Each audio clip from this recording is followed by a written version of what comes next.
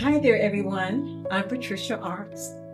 I want to share a personal part of my journey, a moment many people would assume was one of my greatest accomplishments. But inside, during this period in my life, I was battling with deep shame and low self-esteem. In 1987, I was crowned Miss Sporthood. I'm going to show you a picture of when I had on the sash, the crown, was holding the trophy. When you look at this photo, maybe you see someone who's confident, maybe someone who's well adorned. You see a woman being honored by a community. But what you don't see is how I really felt. I carried that crown, but I didn't feel like I owned it. As I walked down the runway, waving to a standing crowd, everyone cheering and applauding, inside I was saying to myself, if they only knew that I had been involved with my pastor just months earlier, they wouldn't be clapping for me. That secret and that shame, it made me feel unworthy of the crown I was wearing. I was 28 when I became entangled with the pastor, a man in authority who misused his power and abused his power. And I was 29 when my boss nominated me and I won the Miss Sporthood Texas pageant. Back then, there was no Google, no internet. Records were archived somewhere.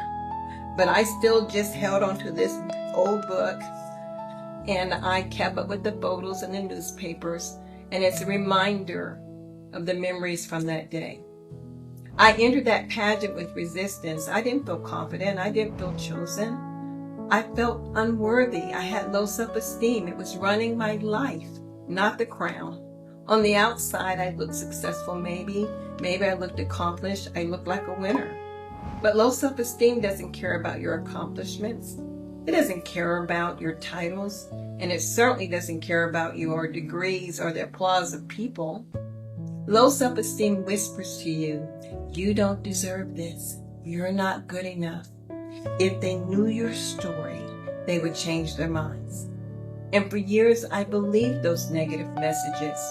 It wasn't until I broke free, spiritually, emotionally, and mentally, that I began to understand something powerful. The crown wasn't the lie, it was the shame. Years after God set me free from that shame from the pastor, I began doing something beautiful at my conferences. I started bringing tiaras. I would place those tiaras on the heads of women who felt just like I once did. Women who didn't feel worthy, who carried shame, and who didn't believe that they were chosen or valuable. And as I crowned them, I reminded them, you are a daughter of God. What once symbolized my shame became a tool to restore someone else's worth. At 28, my goal was to become a counselor.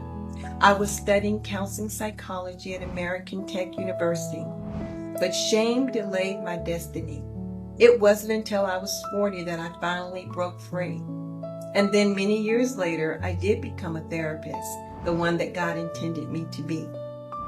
I wish I could have been her therapist, reminding her of how God sees her.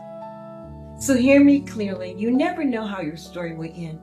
You never know how God will use the very thing that tried to destroy you. Your past does not disqualify you. Your shame does not have the final word. And your crown, your worth, it's yours. It was always mine from the beginning. So keep moving forward. Don't give up.